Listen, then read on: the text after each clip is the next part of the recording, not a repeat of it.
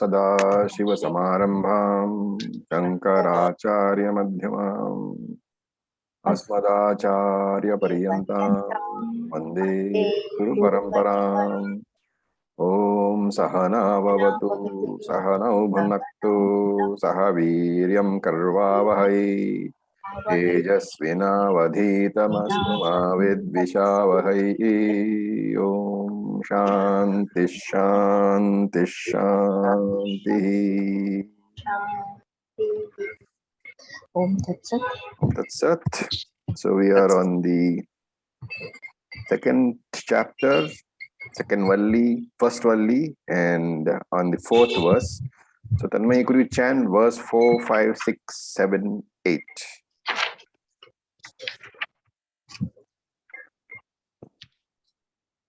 Swapnantam jagaritantam cha Antam jagaritantam cha ubhau yenanupashyati yenanupashyati mahantam vibhum atmanam mahantam vibhum atmanam Recording in progress. shochati matva dhiro na shochati ya imam madhvadam veda ye imam matpadam veda atmanan jivamantikat atmanam jivamantikata ईशानं भूतभव्यस्य ज्ञानं भूतभव्यस्य न ततो विजुगुप्सते विजुगुप्सते एतद्वै तत् एतद्वै तत् यः पूर्वं तपसो जातं यः पूर्वं तपसो जातम् अद्भ्यः पूर्वमजायत अद्भ्यः पूर्वमजायत गुहां प्रविश्य तिष्ठन्तम् गुहां प्रविश्य तिष्ठन्तम् यो भूतेभिर्व्यपश्यत् यो भूतेर्भिव्यपश्यत् एतद्वै तत् एतद्वै तत् या प्राणेन सम्भवति या प्राणेन सम्भवति अदितिर्देवतामयी अदितिर्देवतामयी गुहां प्रविश्य तिष्ठन्तीम् गुहां प्रविश्य तिष्ठन्तीम् या भूतेभिर्व्यजायत या भूतेर्भिव्यजायत एतद्वै तत् एतद्वै तत् Acharya, till where? Till the eighth one? Till the eighth one, yeah. अरण्योर्निहितो जातवेदाः अरण्योर्निहितो जातवेदाः गर्भ इव सुभ्रतो गर्भणीभिः गर्भ इव सुभ्रतो गर्भणिभिः दिवे दिव ईद्यो जाग्रवद्भिः दिवे दिव ईड्यो जाग्रवद्भिः हविष्मद्भिर्मनुष्येभिरग्निः हविष्मद्भिर्मनुष्येभिरग्निः एतद्वै तत् एतद्वै तत्. Thank you. Just as a observation, it is necessary for everybody to chant. Just by not chanting, you are not even being able to know what the words are. The purpose of chanting is to enable you to figure out the words. So I would request everybody to be chanting. It doesn't matter if you are unable to chant now, at least chant later, but you have to chant. Without that, the whole study becomes pointless. Okay, so let us look at the words. Swapnantam jagaritantam cha ubhau yena anupashyati mahantam vibhum atmanam matva dhiro na shochati. Yena, by that. By what? By that Atma alone, anupashyati. One is able to perceive. And perceive what? Ubhau, both. Both what? Swapnantam Jagritantam cha. So Swapnantam means whatever is there in the dream, whatever objects, whatever world, whatever prapancha you are seeing in the dream, and Jagritantam cha, whatever objects or prapancha you are seeing when you are awake. So Swapna prapancha and Jagrat prapancha, the waking world and the dreaming world, you are able to perceive only because of this Atma alone. So, Yena Anupashyanti, you are able to see only because of that particular Atma. And therefore, Matva. Matva is having known, having understood Mahantam Atmanam, that great Atma. The Mahantam and Vibhum, there are two words here. Mahantam, Vibhum, Atmanam. Mahantam is great, infinite. Vibhum is all-pervading. So it is Mahantam, it is infinite because it is all-pervading. Our Atma is all-pervading and therefore it gets the adjective infinite. Having known such an infinite, all-pervading Atma, Dhiraha na shochati. That wise man, the discriminative man, he does not grieve anymore. So in the previous verse, we said that Yena Rupam Rasam Gandham Shabdan Sparshagamascha Maithunan, etc. etc. What was that? We were using this body temporarily. So that, and therefore, we are not the body, we said in the previous mantra. So mantra number 3 negates the idea that I am the body. And am I the mind? So here we are addressing that question. Am I the mind or not? Today, when the mind is pleased, I say, I am happy. When the mind is unhappy, when it has an unhappy thought, then I say, I am unhappy. And this is, according to Vedanta, this is mano abhimanaha, identification with the mind, which is the worst form of delusion, the worst form of moha. Why? Because the mind is not permanent. The mind is generated Srishti Kale. When the creation begins, the mind is generated, the mind comes into being. Pralaya Kale, the mind is destroyed. Whereas both Srishti Kale and Pralaya Kale, I, the Atma, am always there. And we saw in Tattva Bodha and in all our earlier studies that all the conditions of the mind, all the various thoughts in the mind, all the various states of mind can be classified under 3 avasthas: Jagrata avastha, Swapna avastha, and Sushupti avastha. So in Jagrata avastha, what is the condition of the mind? It is going outwards. It is extroverted. It recognizes the outside world by going out through the 5 jnanendriyas. And then all the objects of the world outside are cognized. And when you go to sleep, the external world is not there because your jnanendriyas, the external jnanendriyas are no longer active. Therefore, Swapna avastha is there, where the mind is still full of thoughts. So the thing is, in Jagrata avastha also mind has thoughts. In Swapna avastha also mind has thoughts. What is the difference? In Jagrata avastha, mind goes outwards into the external world. Mind is extroverted. In Swapna avastha, the mind looks inwards. It is introverted, but it is still full of thoughts. And those thoughts have come from where? From our exposure to the external world in Jagrata avastha. Then Sushupti avastha is the third one. The mind is not available. It is resolved. But I, the Atma, I am aware of this passive mind. This mind does not have an external world to go to, nor does it have an internal projected world.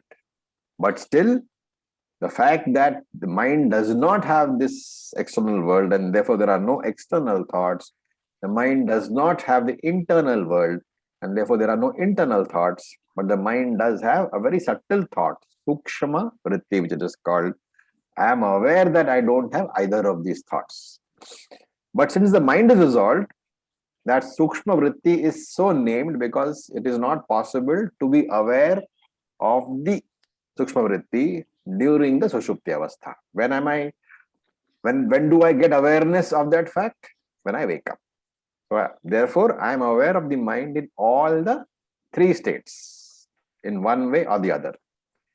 In Jagrata Avastha, I am directly aware of the mind because all faculties are functional, mind is functional, indriyas are functional, and therefore the external world is entering my mind through the indriyas. And I'm aware of it because the mind is also there. In Swapna Avastha, the mind is introverted, the Jnanendriyas are not functional, but I am aware of the fact that I have internal thoughts, and that is why I see dreams. In Sushupti Avastha, I am not aware of the external world, I am not aware of the internal world, but that Sukshma Vritti, because of that Sukshma Vritti, I am aware that I am not aware either of the external world or the internal world. In other words, I am aware that I am having no thoughts at all. That Sukshma Vritti is known only when I get up. And therefore, it is fair to say that I am aware of all these three states, Jagrata Avastha and Swapna Avastha. Normally we say, Sushupti Avastha I am not aware of. But we saw earlier also that Sushupti Avastha you are aware of because of the Sukshma Vritti, because of the subtle thought. Of course, the time when you're actually aware that you are aware of the Sushupta Avastha is when you wake up. But ultimately the thought was there. And therefore, in all the three states, I am aware of the mind. I am aware of the three avasthas. And that is why you are called Avastha Traya Sakshi. Where did we come across the word Avastha Traya Sakshi? Tattva Bodha. So here's the explanation. How is it that I'm aware of Avastha Traya Sakshi? So the mind is an instrument. It comes and it goes. It goes away in Sushupti Avastha. But I, the Atma, I remain. The disappearance of the external world is not my disappearance because I am Atma.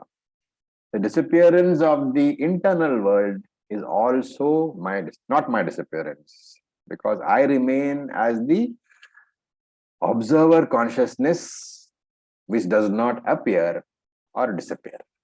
There is no attribute of appearing or disappearing which can be given to me, the consciousness, the Sakshi Chaitanya. And the question comes, can I observe this Sakshi Chaitanyam? Can I observe this consciousness? You have to say, no, you cannot observe because you are that consciousness. Being the very observer, how can the observer become the object of my observation? And therefore, perception of Brahman, which is basically myself, perceiving myself, experiencing myself, observing myself is not a practical thing. It will not happen. The only way I can understand this is that I have to claim this non-appearing, non-disappearing Atma as myself. I should not struggle to observe it because that struggle is never going to be fruitful. All I have to do is to claim that consciousness as myself.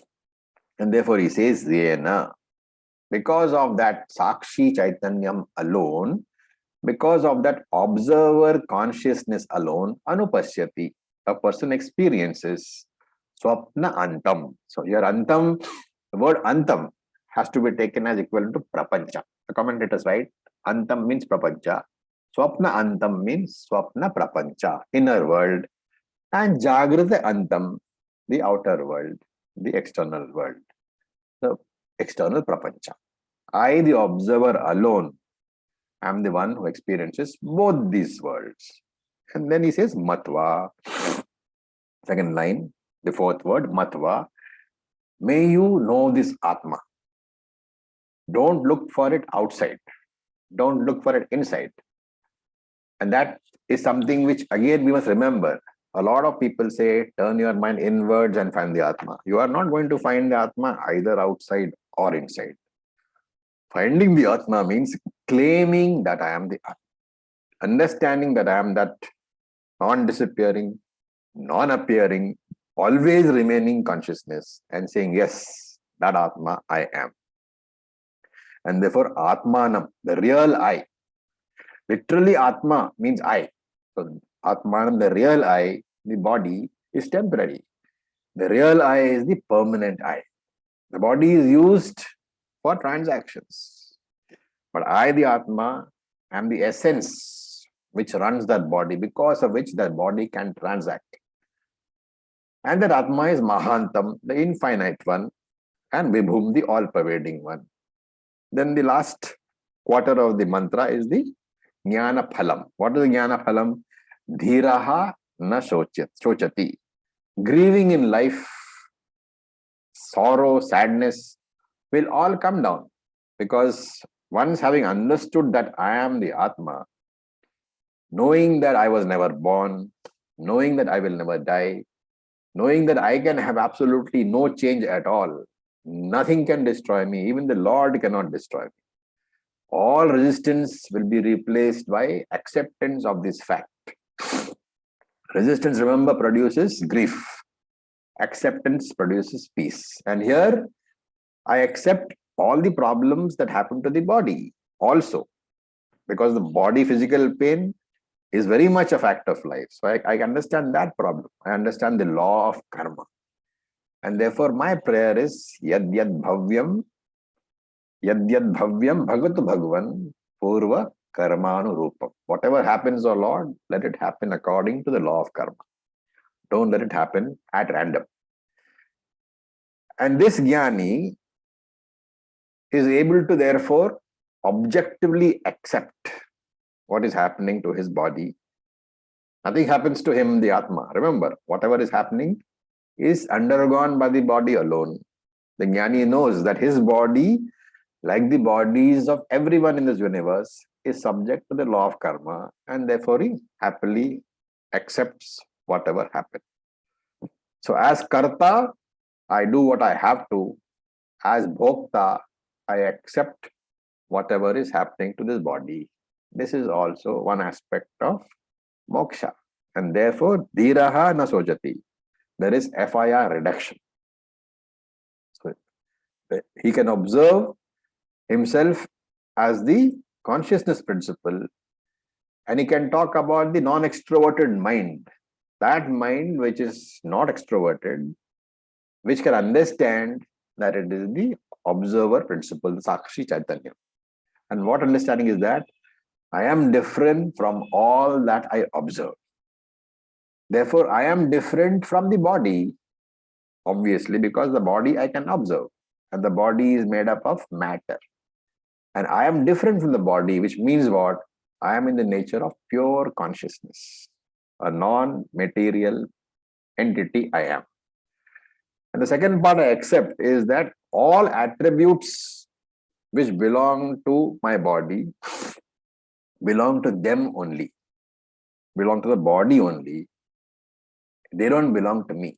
So there are two basic rules of Vedanta. I am not what I observe. I am not what I experience. And any attribute belonging to whatever is the observed object cannot be my attribute, because I am Nirguna Chaitanyam only. Okay. Now we look at verse number 5. Mantra number 5. So it says, Acharya, yeah. may I ask a question over here? When you are mentioning that I am observing the body and the body will undergo physical pain, that applies to the observance of all the thoughts of the mind and the intellect as well? Yes. As the observer. So whatever is happening in my mind, whether it is a agitative thought or a peaceful thought, that also should be taken in that context. It also has to be taken. Any experience which you have is being observed by you. That is why you know it's an experience.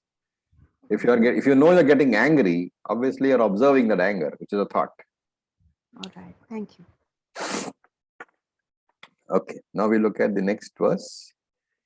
Ye imam madvadam veda atmanam jivam antikat ishanam bhuta bhavyasya natato vijagupsate etad vaitat. So yaha veda. So yeah, the first word of the first line, veda is the fourth word. Yaha veda, that person who knows. what? Imam Jivam Atmanam. So that Imam is second word, Jivam is part of the fifth word, Atmanam is the fourth word. All Anvaya has to be done. Yeah, Imam Jivam Atmanam. This Jiva Atma. Jivam Atmanam is Jivatma. Imam is this. Yeah, Imam Jivatma. One who knows this Jivatma. So Yaha Veda Imam Jivam Atmanam. One who knows this Jivatma as what? Madvadam. So Madvadam I'll explain. Madvadam means basically the Bhokta, the experiencer. And Antikat. Antikat is again to be carved out of the fifth word of the first line of the mantra. Antikat means which is more or less the same, or rather which is identical with whom? Ishanam, the Lord. And what kind of Lord? Bhuta Bhava Asya, the Lord of the past and the Lord of the future, and you can add the Lord of the present also. What happens to such a person? Which person? Yaveda, that person who has known in this manner, na tato vijugupsate, tataha, thereafter. Whereafter? Whereafter, after having known the man this in this manner, what does he know?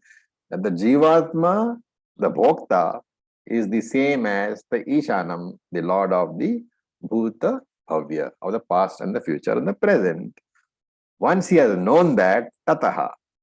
Tataha means thereafter. Thereafter means once having known in this manner, na vijugupsate. That seeker, that sadhaka, does not seek security anymore. Vijugupsate is to seek security. So, na vijugupsate. He does not seek security anymore. Etad vaitat. This indeed is that. This indeed is that means this, O Nachiketas, is that Atma which you were asking about. Okay. Those are the word meanings.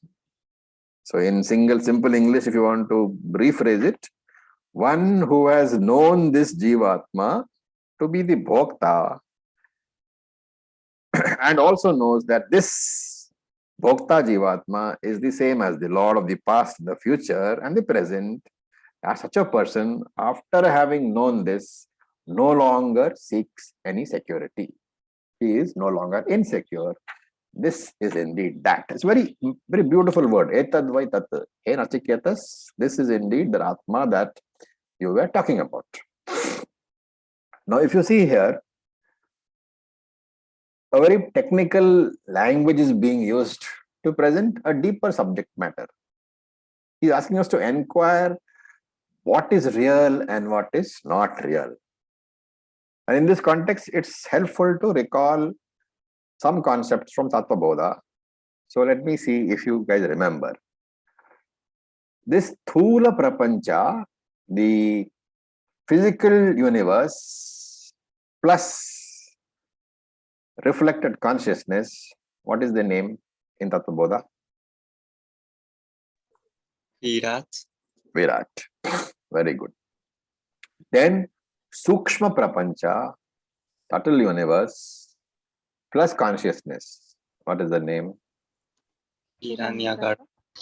And Hiranyagarbha. And Karana Prapancha plus consciousness is Antaryami. Okay, this you recall that. Virat, Hiranyagarbha, Antaryami, Samashti Prapancha, Samashti Sthula Prapancha, Samashti Shukshma Prapancha, Samashti Karana Prapancha with reflected consciousness. These go under the names of Virat, Hiranyagarbha, Antaryami. Now, all the Nama Rupas put together is called Maya. The topic of the mantra, the topic of this mantra is all these three, Virat, Hiranyagarbha, Antaryami. That is only Atma. The only differences lie in the Nama Rupa, the name and form. Now, out of the definition that we have taken, Sthula Prapancha plus OC is Virat. Sukshma Prapancha plus OC is Hiranyagarbha. Karana Prapancha plus OC is Antaryami. So if you take away the OC part, what remains is only Sthula Prapancha, Sukshma Prapancha, Karana Prapancha, which are all only names and forms. Right? Sthula Prapancha is, the form is Sthula, is gross. Sukshma Prapancha, the form is Sukshma, subtle. Karana Prapancha, still form, but as Karanam, invisible Karanam. And therefore, in all these three equations, the left-hand side, Sthula Sukshma Karanam, represents only Namarupa. And all that Namarupa put together is called Maya. And this is what he's saying. That anything you look at has two pieces. You look at your own body, it has got matter and consciousness. The matter is only name and form. The consciousness is Atma. You can extend that to the whole universe, either at the Sthula level, at the Sukshma level, at the Karana level also. You will find that the essence, the underlying essence is only Atma. The difference is only in the form and therefore the name that you give it. For a form, particular form, you say Sthula. For another form, you say Sukshma. For a third form, you say Karanam. And therefore, since there is only Namarupa, that Namarupa itself is Maya. And therefore, remember the definition of Maya is potential name and form of the universe. And therefore, he says, Yaha Atmanam Veda. Once you have understood that higher nature of yours, which is what Jivatmanam is called, this Atma is called Jiva. So he says Jivam. This Atma is called Jiva when that Atma is associated with the Vyashti Namarupa, with the individual form and the individual name. It is called the Jiva, and that Jiva is Madhvadham. So Madhvadham is to be broken up as Madhu plus Adham. Madhvadham is Madhu plus Adam. So you can see the Madhvadham. U plus A is Va in Sanskrit. Therefore, Madhvadam is Madhu plus Adam. Madhu is sweet. Adam is the one who receives things. And therefore, the receiver of sweets. Okay, so this here, sweet means in the form of varieties of karma phalam. Any sweet is what you receive. So here it is karma phalam. Madhu in this context means karma phalam. Madhu Adham. Madhvadam means the bhokta, the receiver of karma phalam. And Antikat, I said, very clearly I know myself. Intimately I know myself. Distinctly I know myself. In the aparoksha manner, directly I know myself. As how Ishanam, that I am Ishvara, Bhut, Bhavya, Asya, of the past and the future, and we add the present. Such a person, Vijugupsate. Okay, the Vijugupsate, in this Jugupsa basically is hatred or dislike. So literally, na tato Vijugupsate means he does not hate. He does not hate what? That sense of insecurity which he has. And therefore, you take the meaning as na tataha Vijugupsate. He does not hate anymore. He does not feel insecure anymore. And therefore, he does not seek any security outside. Why does he never feel insecure? What is the answer to that? Why does this person never feel insecure? He is Purna. There is no Apurva. He is Purnam, all right. But what is the real answer? Why is it that as once you have understood that you're Atma, why is it that, a world war cannot threaten you? There is no other. That is mithya. Advaitam. There is a... Very good. Jagat So is- there is only Satyam and Mithya. And remember that Satyam is a higher order of reality. And Mithya is a lower order of reality. Therefore, Paramarthika Satyam and Vyavaharika Satyam are used. A higher, literally meaning a higher order of reality and a lower order of reality. And a lower order of reality can never be a threat to the higher order of reality. What is an example of that?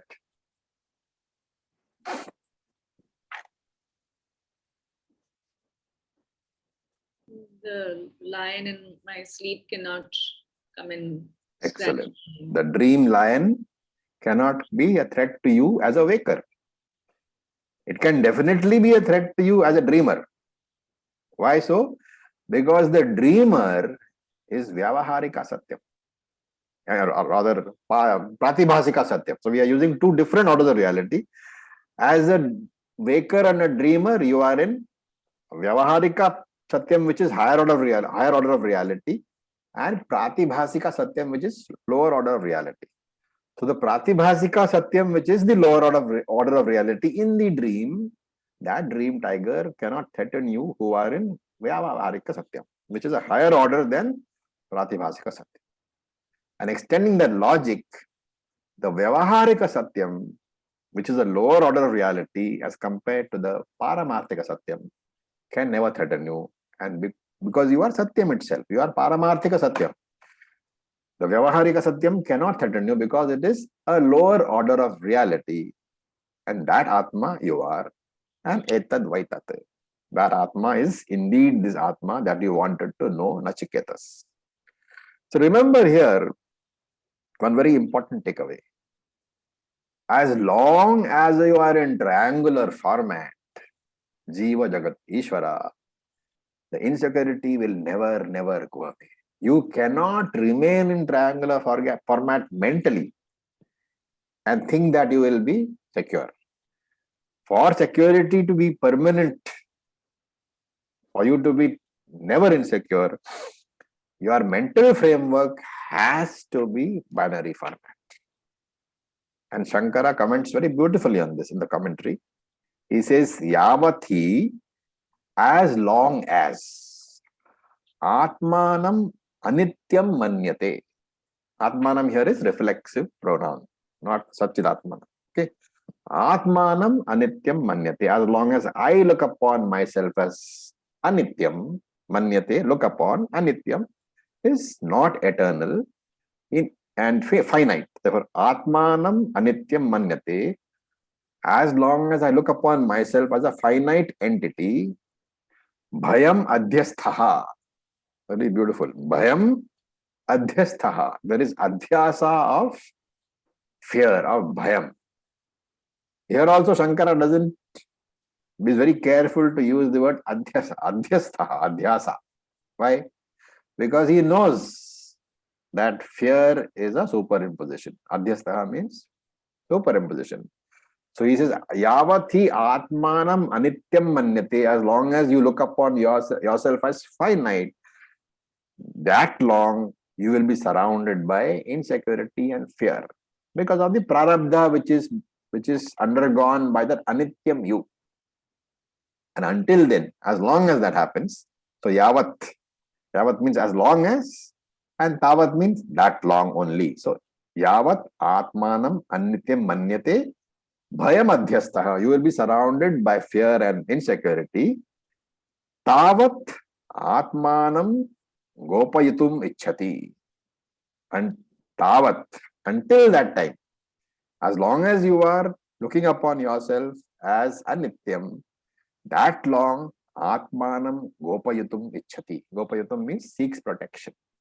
You will want to seek protection from some guru, from some baba, from some godman, from some acharya, or even Easwaran.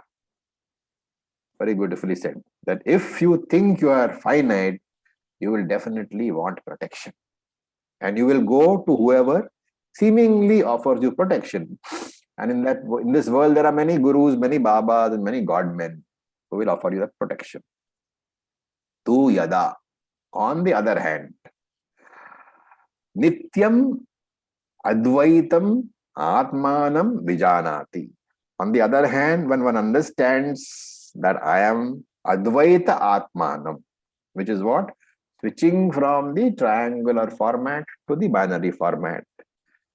In the binary format, there are only two things, Ishvara and Jagat. Ishvara is the Atma, Jagat is Mithya. So ultimately, binary format is only non-dual format. So as long as one understands that one is Advaita Atmanam, that's a very beautiful line after that.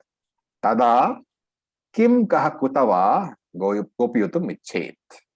Tada kim kaha kutova gopayutum icchet. Who will want to protect whom from what?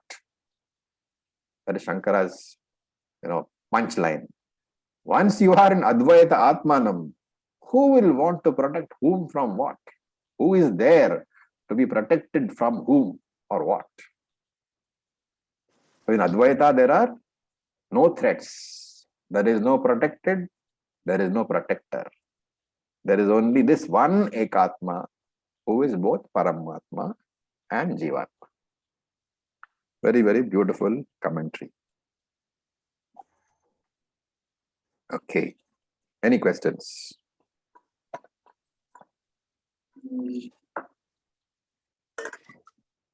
Each one of these you have to memorize and use it for Nidhi Dhyasana. All these mantras are Nidhi Dhyasana mantras. You have to memorize, know the words, know each individual word and use it for Nidhi Dhyasana. Then only there is transformation happening. Otherwise, there will be only information. Okay. Acharya. Yeah. So we were talking about this, that in Sushupti Avastha, there is this very subtle Sukshma Vritti. Yes. So we normally that in deep sleep, the mind is resolved, but there is very, very subtle, still very subtle thought there. And because of that thought, we can be aware when we wake up that we were in deep sleep. Yeah. If this thought was not there, what would it mean? The mind has to have at least one thought. Okay. Otherwise, there is no mind. Yes. Okay. So this is the minimum. And incidentally, for when you say Samadhi, in Samadhi also, Sukshma Vritti is always there. That Sukshma Vritti is what connects you with what you were before you woke up. Okay. Otherwise, for you, every time you wake up, it's a new day. There's a movie, I don't know if you saw that. This guy, he has this problem where he remembers the whole day, but when he wakes up, all memory is gone. So every day for him is a fresh day. That is what will be your story if this happens. Thank you so much, Acharya. Okay, so we look at mantra number 6. Yaha purvam tapaso jatam adbhaya purvamajayataha guham pravishya tishthantam yo bhute bhir vyapashyataha etad vaitat. So yaha vyapashyataha. So this yaha is the first word of the first line of the mantra. Vyapashyataha is from 1, 2, 3, 4, the fifth word of the second line of the mantra. It is one compound word over there. Bhute bhir vyapashyataha. So you drop the ra and bhute bihi vyapashyataha. From there you pick up that word. Yaha vyapashyataha. Vyapashyataha means he knows. He has seen. He knows what Atma to be, that you have to supply. He knows that Atma, Jatam, as the firstborn. Who is the firstborn? Brahmaji. Brahmaji, yes. Hiranyagarbha. The technical name is Hiranyagarbha. So he knows Atma to be Hiranyagarbha, who was firstborn, Jatam Purvam, who was firstborn.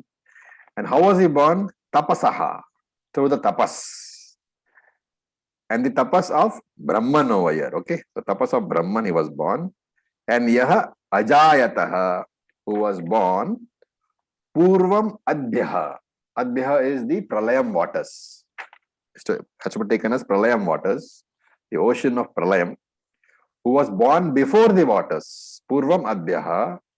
And then what did he do? Pravishya Guham. He entered the heart, the cave of the heart. Guha is a cave, and the heart is often referred to as a cave. So Pravishya Guham, he entered the heart, and Tishthantam, he resides there, along with Bhute Bihi, along with the body and the sense organs. Etadvaitat. This indeed is that, O Nachiketas, what you asked for.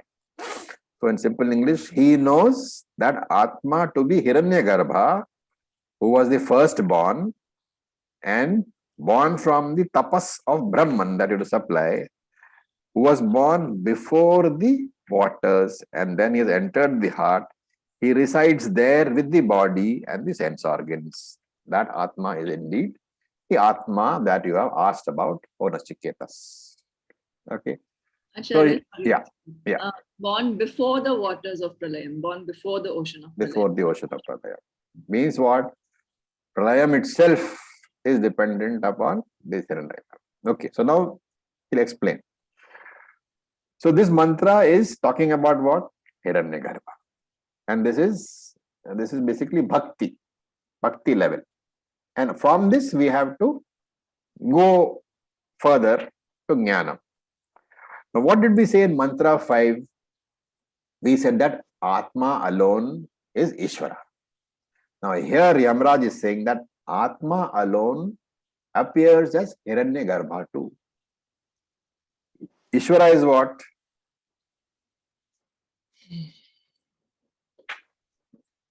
Mantra 5. Ishvara is what? The present, future, and past. Tattva terms.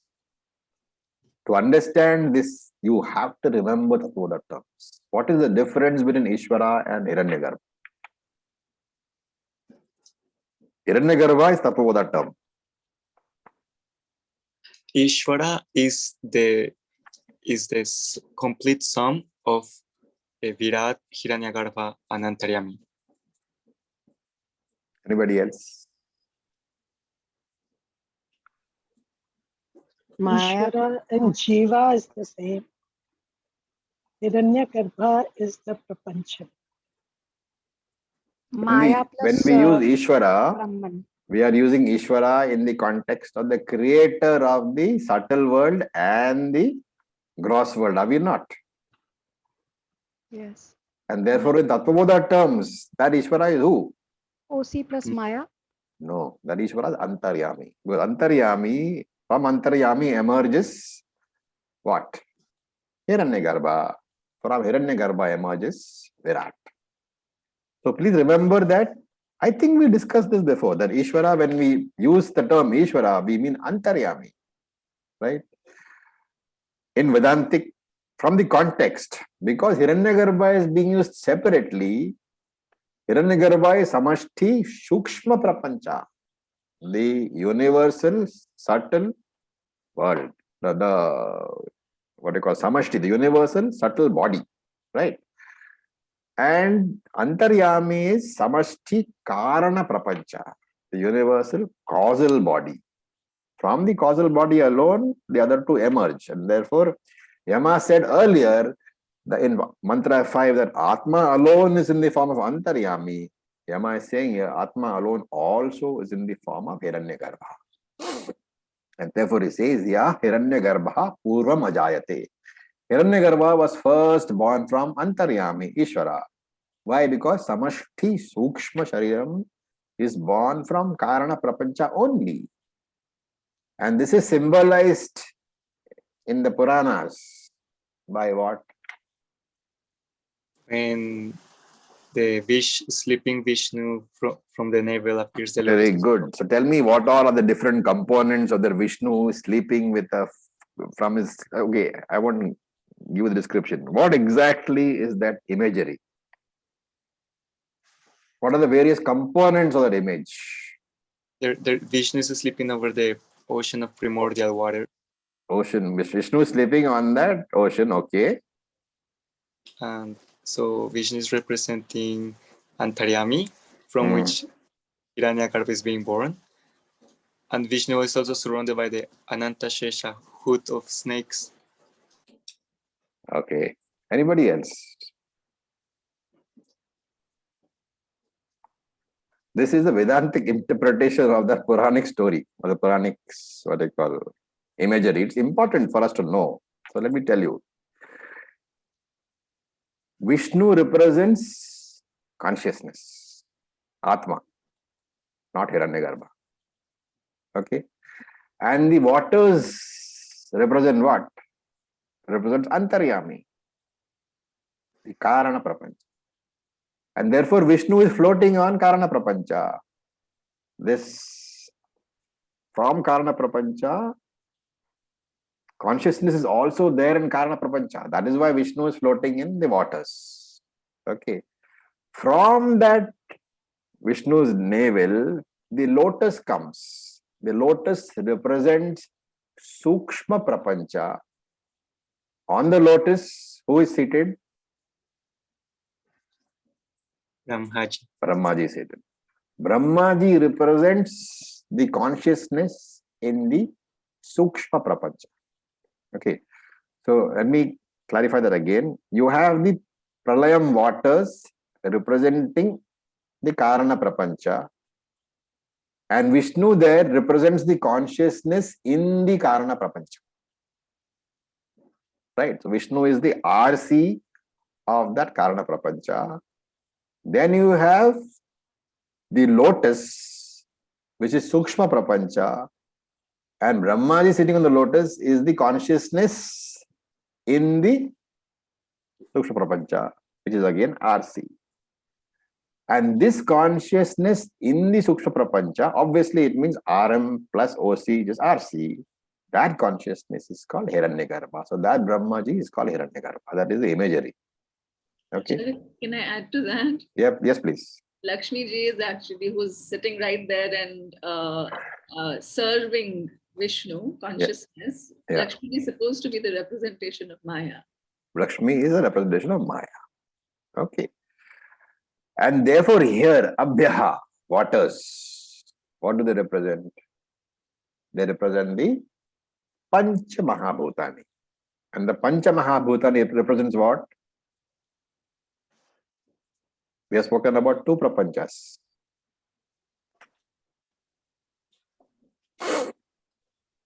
Pancha Mahabhutani represents Sthula Prapancha also. Therefore, that imagery covers everything. Okay. And here he says, Abhya Purvam, before the waters. That Pralayam waters represents the Panchabhutani in potential form. The Panchabhutani in potential form, when it manifests through the Sukshma Bhutani, it represents the Sthula Prapancha. And therefore, when he says Abhya Purvam, before the waters, it means before the Sthula Prapancha emerged, which means before Srishti was created.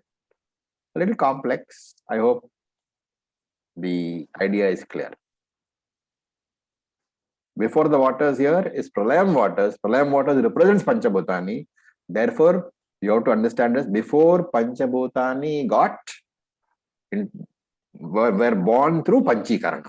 Before Panchikaranam took place, which means before the gross universe was born. So Purvam Abhyaha, before the Sthula Prapancha was born. And therefore the order is what? Ishvara, Hiranyagarbha, Virat. How is Hiranyagarbha born? Tapasa Jatam. Through the tapas of Ishvara. And what is this tapas? You will see it in another Upanishad. It is in the form of visualization. Ishvara's tapas as well as Brahmaji's tapas. Okay. Ishvara's tapas simply creates Brahmaji. Ishvara's tapas is in the form of visualization of what is to be created. Mere Sankalpa. Now this Antaryami, remember, is nothing but Maya also. Maya Sahita Brahman is Antaryami. Another word for Karana Prapancha. Another word for Maya. Another word for Ishvara. All these ideas you have to keep in mind. All these words are used by different scriptures. They all mean the same thing. And how does he do it? He creates a mere thought in his mind. Sankalpa. As a Maya thought. A Maya Vrittihi. That Maya Vrittihi is the visualization of the universe which is to be created. Just like an architect mentally visualizes the plan of the house before he puts it down on paper, this Easwara architect, he visualizes the entire universe purely by sankalpa, pure will, sankalpa matrena, right? And therefore Upanishads say that, really speaking, to say that bodies are located in Atma is okay at the beginning stages. In the beginning stages, we say that all bodies, including my body, are located in Atma. But when you look at this description, what does it tell you? In Bhagavad Gita also we said, Krishna himself says, everybody is located in me, the whole universe is located in me. But here he is saying, Ishvara Sankalpa Matrera, through the visualization of Antaryami, of that Ishvara, the entire universe is created. That universe is nothing but that Antaryami only. So there is, really speaking, there are no bodies located in Atma, because the bodies are nothing but Atma. Okay, this is, And he does say that, and Krishna says that also in the 9th chapter. Krishna says that also. But understanding of those two contradictory statements, that is this understanding. It is like saying that waves do not exist in water. Why do we say that? Because water is nothing but the wave. Ocean is nothing but the wave. There are no waves other than water. That is what is being said here. Atma, Anatma are not two different things. Remember, the differentiation of Atma, Anatma is for the beginner. At this level, you have to wipe out the distinction from your mind. At the functional level, yes. At the transactional level, yes. There are distinctions. But at the Paramarthika level you're looking at, there is no Anatma at all.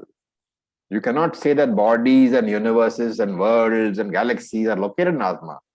You cannot say that. You have to say everything is Atma alone. The micro universe and the macro universe is nothing but Atma alone.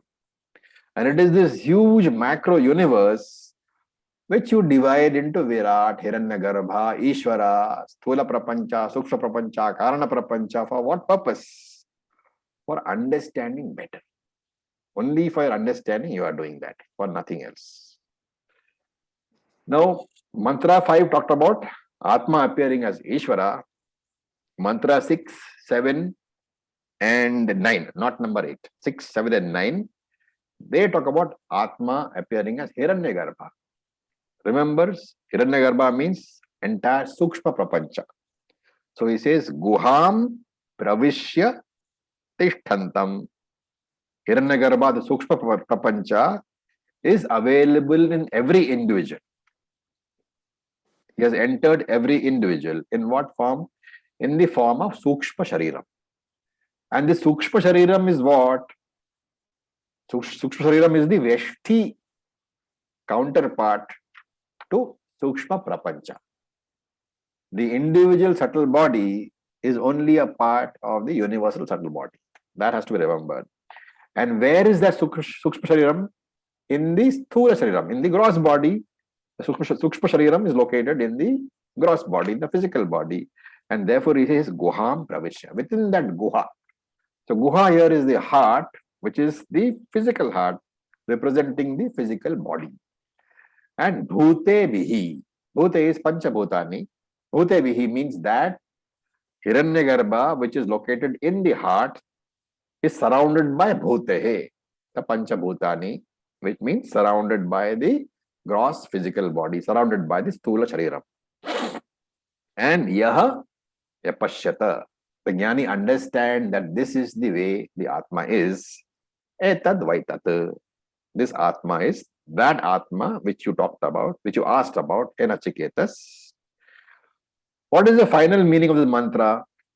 Brahman alone is in the form of Ishvara. Brahman alone is in the form of Hiranyagarbha. What is the relationship of Jiva, Jagat, Ishvara with Maya?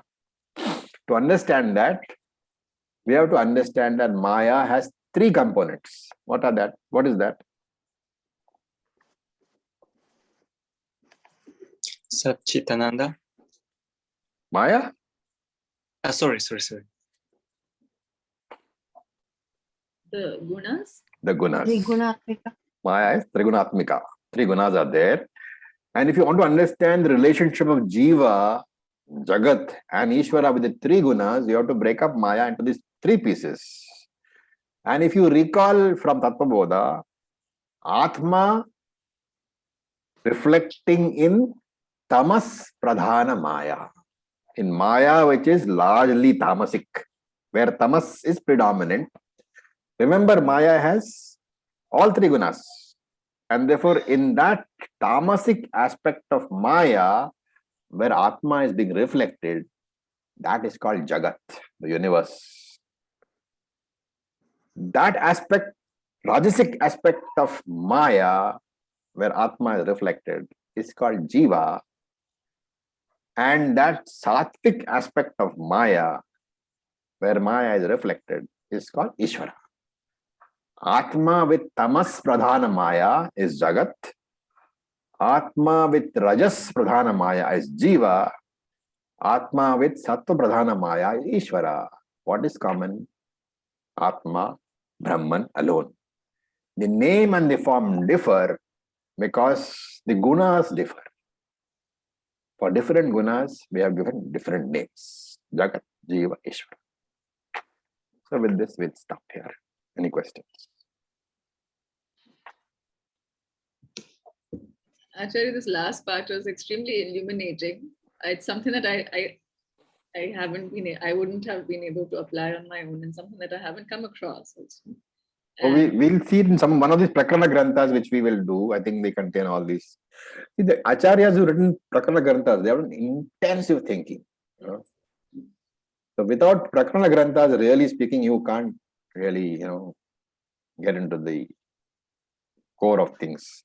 This is really very, very illuminating. I think it just finally it's all a play of the gunas. The gunas only. Maya is only gunas. Om Natarajji. Raviji, you can hear me, yeah? Can I, a question, I don't know if it's a very obvious one, but does the term ajiva only apply to the human kind or any creature with a sukshma sharira? Jiva applies to any creature with sukshma sharira. So plants, animals, birds, insects, worms, anything which has got life is jiva. And they're all rajasic? All are rajasic predominant, yes. Okay, thank you. The amount of rajas may vary. Like for a plant, it has less rajas because it is not capable of extended movement. But rajas is very much there. Right. Thank you. Om Acharaya. Om June. For Tamaji, this last part was very illuminating, but for me was totally mind destroying. Just to go back. Where I did tell you in the beginning of the classes that you're going to feel very uncomfortable with a lot of Vedantic concepts. Yes, need to go through the recording like slow again.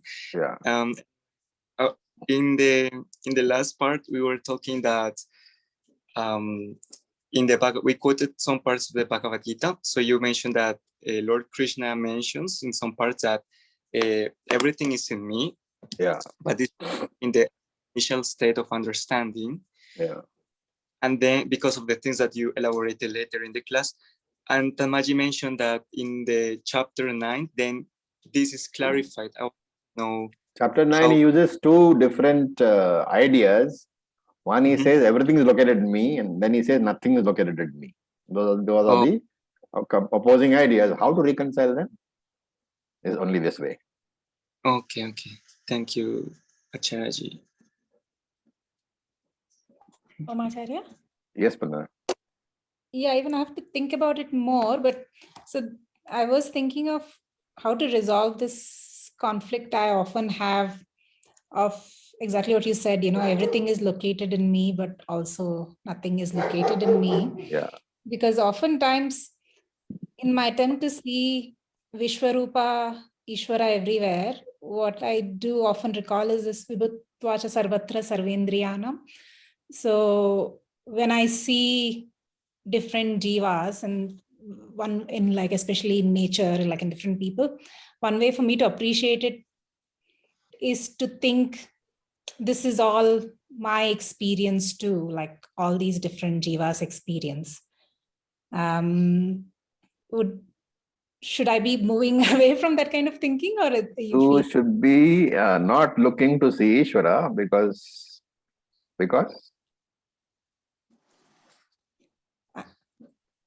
I am why? Because you are Ishvara. Why do you want to see him? The moment you open your eyes, you are seeing only yourself. And that Ishvara, as long as you say that the whole universe is in me, then you are saying that what you're saying is correct, that every experience is my experience. But then at that point of time, you have to say that that is a inferior reality. Everything is mithya, and therefore there is no experience at all. So that is what I find hard to like think about in words, right? Because so I think of it, and I get it gets kind of goes in a circle in my head also when I'm thinking about it. So I think of it as so I am the substratum of the experience, and because of which I'm able to experience, and why this is all happening as well. But then none of this is really me. When you say that I am the substratum of the experience, then you can no longer say that an I experience. Those are contradictory statements. Mm-hmm. You get it? Yeah. If you are the substratum, you are the cause of the other people experiencing. You don't experience at all. But So it helps me appreciate. this is actually the most difficult part of Vedanta to really drive into your head. You know, the I. To say that I am not this body, mind, sense complex, and that no experience is mine, that is complete assimilation takes place on that only. And if you have difficulty there, then that is where you should be concentrating all your nididhyasanam on. This is Ramana Maharishi's question. Who am I? Jnana Aru, he says. Who am I? Yes. Okay, so that should be your focus. Meditating on the fact that I am not the body-mind complex. I am indeed the substratum because of which any experience is there. But the experience does not belong to me. Thank you. Okay. So with this, we'll stop for the day. Thank you so much. Om Purnamada Purnamidam Purnat Purnamudachyate Purnasya Purnamadaya Purnam Eva Vasishyate. Om Shanti Shanti Shanti. Om Tat Sat. Om Namah Shivaya. Thank you for your patience. Namaskar.